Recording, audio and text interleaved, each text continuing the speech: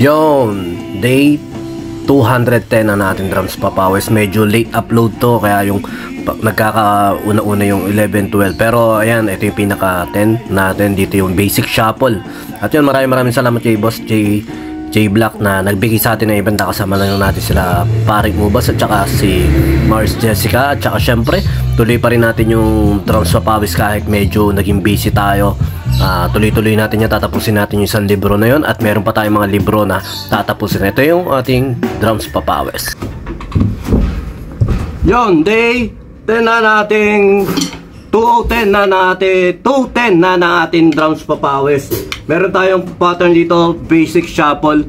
Itatry natin siyang i-play. Hindi tayo magaling sa shuffle. At ayan yung pinagtatalunan ng mga magaling na musikero, na mga idol natin. Kailangan pag na-play mo raw yung Rosana ba yun, drummer ka na. Tayo, kumbaga hindi pa natin kaya yun Kaya ngayon yung basic shuffle muna tayo. Aralin natin yung basic shuffle. Ang karaniwan count natin dito dapat 1 triplet, 2 triplet, 1 triplet, 2 triplet, 3 triplet, 4 triplet. Dito kasi may NC. 1 triplet, N triplet, 2 triplet, N triplet, 3 triplet, N triplet, 4 triplet, N triplet. Pwede natin, pero hindi mo i-count yung 3.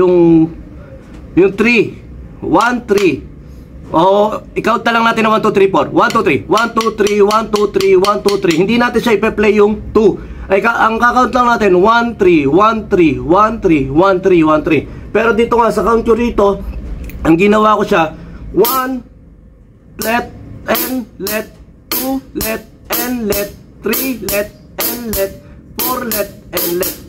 Ang pattern na ginawa ko sa kanya, o ginagawa ko karaniwan, yung downstroke niya, itong pinatatama ko, yung upstroke niya yung pinaka-tip. Diyan lang tayo magbubuo ng concept sa shuffle.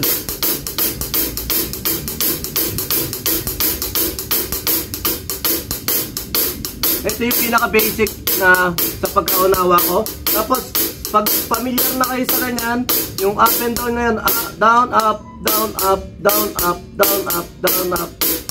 Okay? Kailangan nyo na yung pattern dito sa babasahin natin sa first bar natin. First bar natin, sa mabilis lang.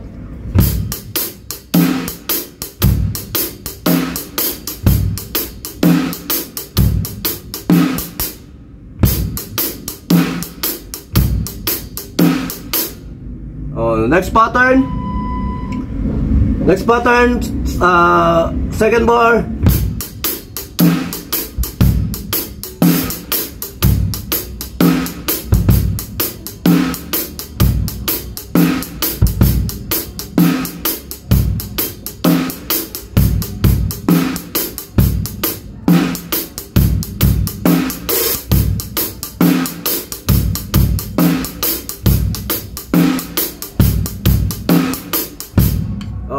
Next pattern 3, isang mabilis lang to dahil basic pattern nga lang siya. At tandaan lang natin yung 1 let, 2 let, 3, 1 let, N let, 3, 2 let, N let, 3 let, N let, 4 let, N let. Tandaan lang natin itong pattern nito. Next pattern, third bar. Sorry.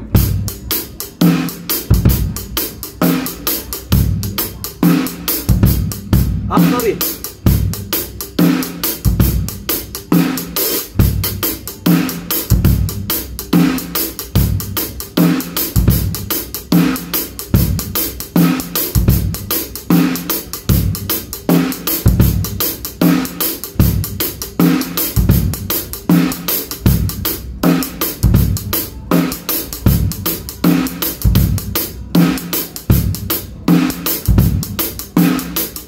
Okay, next pattern 4.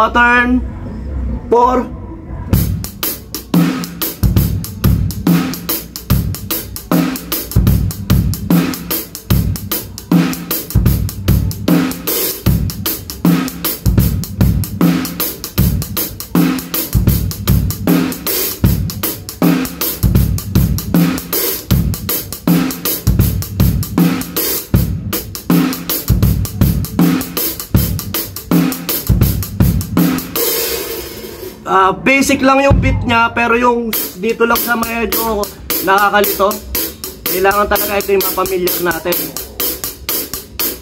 Down, up, down, up, down, up, down, up, down, out, down, out, down, out, down, up, down, up, down, up, down, up, down, up. Yun. Basta yung pattern na yun.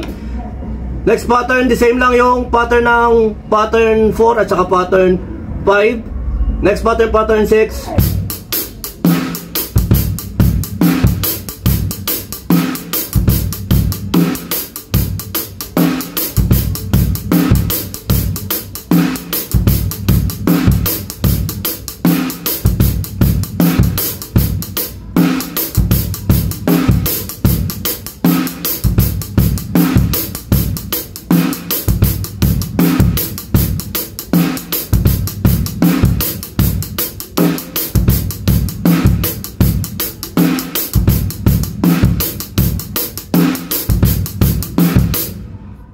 Pag familiar na kayo ron sa beat, kahit hindi nyo natingnan, gawin nyo na lang ng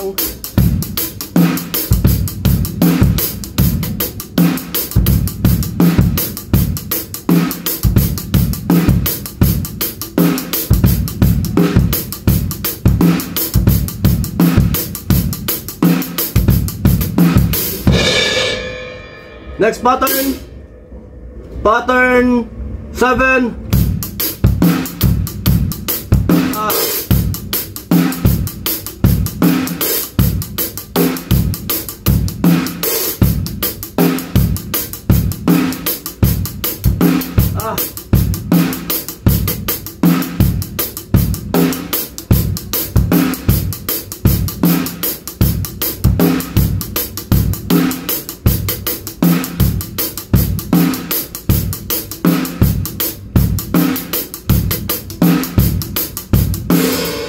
Ang kailangan lang natin halos ma-perfect o lagi natin practicein yun lang ito.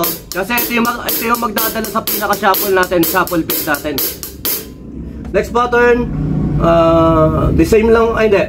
Next pattern, pattern 8.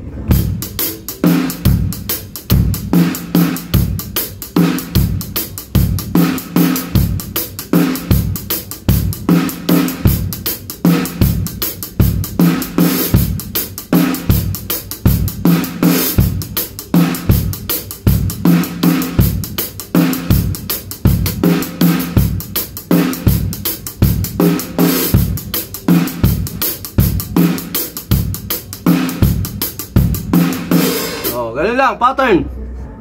Next pattern 9. Sorry. Sorry.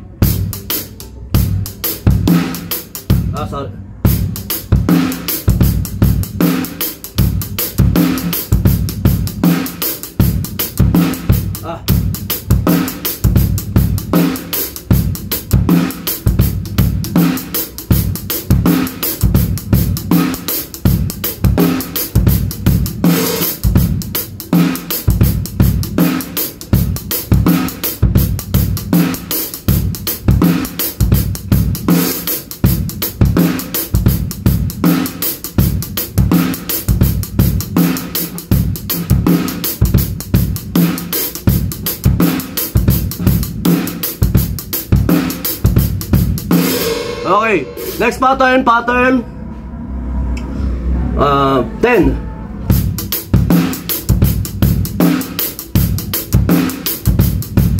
Pareho lang pala siya na pattern 9. Next pattern, pattern 11.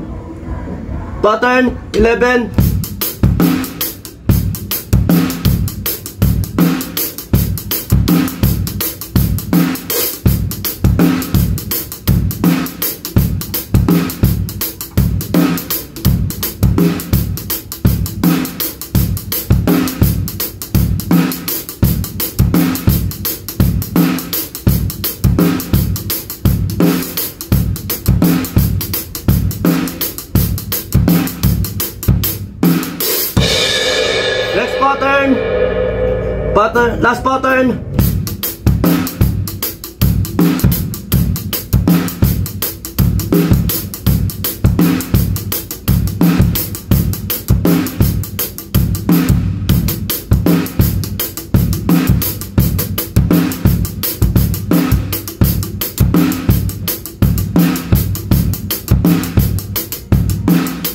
Medyo nabubulol ako rito sa...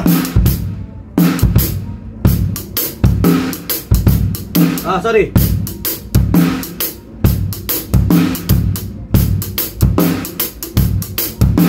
Sorry.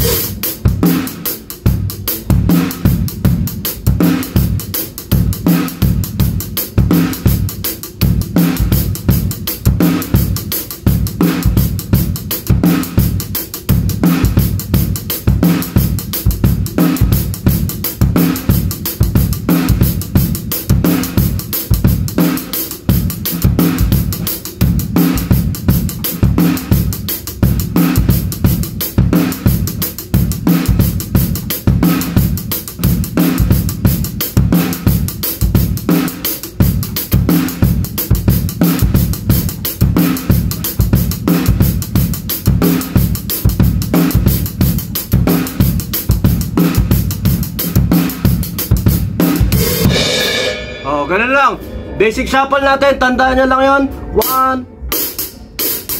1. Ganyan muna kayo sa mga beginner natin dyan. Sa mga katulad nyo na nag-aaral-aral pa lang ng mga basic pattern. Ito lang muna Facebook ko. Puro ganito lang muna ako.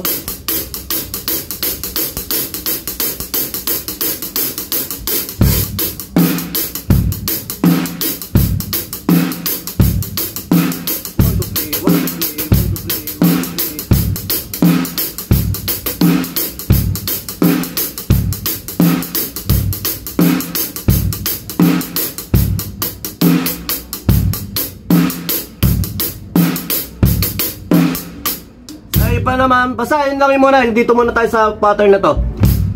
1 and left, 1 and left, 1 left and left, 2 left and left, 3 left and left, 2 left and left, 1 left and left, 2 left and left, 3 left and left, 4 left and left, 2 left and left, 3 left and left, 4 left and left. Hindi mo naman ba bibigkasin na lahat yun pagkabisado mo na eh. 1 left and left, 2 left and left, 3 left and left, 4 left and left, 2 left and left, 2 left and left. Kaya ko lang siya ginagamitan ng N para mas mabilis, madali ko maintindihan. Pero sabi nga nila wala naman dapat N doon. Kailangan 1 triplet, 2 triplet, 3 triplet, 4 triplet. Ayun lang.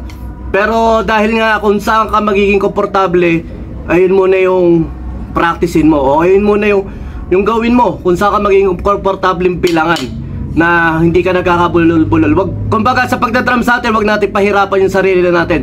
Kung saan natin mas makukuha yung same concept, same beat, same feel, na mas madadalian tayo, ay yun yung gawin natin syempre. Pero syempre, yung kuha pa rin tayo ng mga background sa mga nagtuturo dyan ng mga gagaling para mas lumawak yung pangunawa natin o yung perspective natin sa pag-aaral ng ganito. Napakalaking bagay nung marunong magbasa. Sabi nga, may nabasa akong parang quote. Wala kang advantage kung hindi ka nagbabasa. Wala kang advantage sa hindi marunong magbasa. Parang ganon. If you don't read, you have no advantage to those who don't read. Parang pag i-elaborate natin, wala tayong advantage, wala tayong pinagkaiba sa mga illiterate, parang ganon, sa mga hindi nakakaunawa o parang salitang kalye, walang pinag-aralan. Kung hindi tayo marunong magbasa, hindi lang sa pagdadrums, hindi lang sa nabasa ko lang yung quote na tungkol din sa, lalo na sa pagninegosyo kasi yun eh. Kung hindi ka nagbabasa para expand yung knowledge mo sa pagninegosyo, wala kang pinagkaiba sa hindi marunong magbasa. Parang ganon. Kaya sa mga tropa natin drummer dyan, ini-encourage natin kayo na mag-step up tayo na aralin din natin ng rote reading. Marami talagang skillful na talented na tao dyan sa pagdadrums. Talagang likasan nila na kahit siprayin lang nila yung kanta, nakukuha nila. Ako, hindi ako ganun eh. Talagang mostly kaya hirap akong sumipra. Tamad na tamad ako. Mas gusto ko yung may binabasang ganito. na kahit pa paano nauunawa ako ng malinis, nauunawa ako ng mas madali. Yun yung para sa part ko Pero saludo tayo sa mga tropa natin na talagang sumisipra, na talagang binubugbog yung tenga para makuha yung buong kanta, buong sequence. Yan, saludo tayo dyan. Kaya yun yung nagiging problema ko. Kaya ang karaniwan, puro improvise ang ginagawa ko sa mga kanta pag hindi ko kabisado, o pag napakinggan ko lang na isang pakinggan. Kumbaga ginagawa ko ng sarili kong feel. Pero yun nga, hindi naman lahat ng panahon tama yun. Kasi meron na tayong mga nakakasama magagaling na musicians, lalo na sa show band. Okay sana yun kung mga matagal na kayo magkakasama, tapos may mga areglo na kayo, okay yun. Pero pag yung salpakan, mas advantage talaga yung siprado ka sa tugtugan. Ayun lang. Basta itong shuffle natin ito, madami-daming pattern din to. Aralin natin, at saka baka matamaan din natin yung Rosana shuffle. Gusto ko rin makakuha ng pattern nun para maaral ko. Ng sheet nun, notation sheet niya, para maaral natin. Yun lang. Maraming salamat. May event tayo mamaya kay J-Block. Reunion ng family nila, tayo yung acoustic trio. Kasama natin sila Tuesday at saka si Papa Ubas. Mamaya kami yung trio ron, acoustic trio kami. Tiyan, medyo puyat tayo kasi nagkaroon ng sakit si Jaden. Medyo alarming ng konti, pero ayun nga, hoping na, at saka pinagpapray natin na yung healing ni Lord sumakan niya. Tsaka yun, hingin ko na rin yung prayer ng bawat tropa natin dyan. Isang prayer lang na gumaling na yung sakit ng baby natin na si Jaden. Ayun, maraming salamat sa mga tropa natin dyan. Saka sa mga drummer, tuloy lang tayo sa pag-aaral, tuloy lang tayo ng tuloy, aral lang tayo ng aral. Masarap talaga mag-drums, lalo na yung nakikita may progress mo. Tsaka yun, marami rin ako nakitang pinanood ko kasi kay Sir Rickson Ruiz Sabi niya, baglaan talaga tayo ng kahit 1 hour na practice kada araw. Hindi, lahat tayo busy talaga pero hindi lang yung practice na basta makapalo lang. Pero depende nga yun. May mga ganun talaga na nakapalo lang tapos nag-i-improve, gumagaling. Pero yung ano niya, yung may goal ka pala pag nagpa-practice ka. Kunyari, ang goal mo ngayon, yung speed. Focus ka lang doon sa speed. Pag nakuha mo na yung goal mo na yun, para na-achieve mo na yung goal na yun, nang may metronome, kung ano yung ganun, ayun yung tinatawag na quality time sa pagpa-practice. Pero yung speed lang tayo na speed na ganyan, tapos wala tayo na i-aim na kumbaga wala pa rin, hindi ko pa rin masasabi na mali yun sa inyo, mali yun tama yun sa amin. Kumbaga kanya-kanya pa rin pananaw yan, kanya-kanya pa rin ang sitwasyon. Pero yun nga, ang pinaka bottom line pa rin, practice pa rin tayo ng practice. Kahit sino pa rin yung maging teacher nyo pinaka magagaling, kung hindi kayo magpa-practice, kung sino lagi kayo nanonood ng ganyan at hindi nyo pa-practicein ng tama, o nagbibigay kayo ng quality time sa pagpa-practice, yung goal na ina-achieve nyo, kunyari gusto nyo lang yung masarap na, ang pinaka-goal nyo lang na pa-practicing, gusto ko masarap lang na bit yung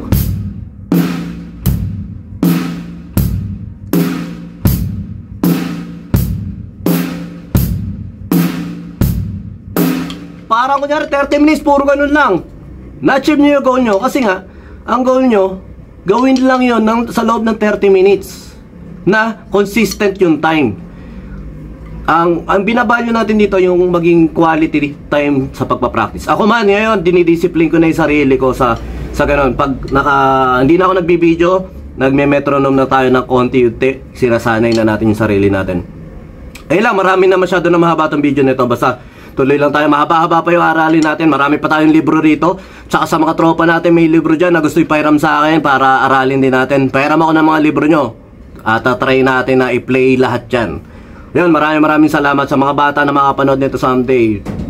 Enjoy nyo yung pagdadrums. Napakasarap talaga mag-drums. At saka masarap maging musikero. Maraming salamat. Magandang araw, boss. Baka meron kayong mga upcoming events dyan na parating, gaya ng birthday, kasal, binyag, lahat ng klaseng okasyon, Christmas party. Meron po tayong pinarerenta. Baka kailangan nyo ng banda, acoustic band, full band, sequencer, lahat po na yan meron po tayo. Baka pwede po namin kayo matulungan sa inyong mga kailangan sa mga upcoming events nyo. Tara, usap po tayo. Pwede nyo po kami contact sa 0935-311-7520 at 0933-035-9117 at sa aming Facebook account na BJAM Lights and Sound. Salamat po. Wait po namin yung message nyo sa amin.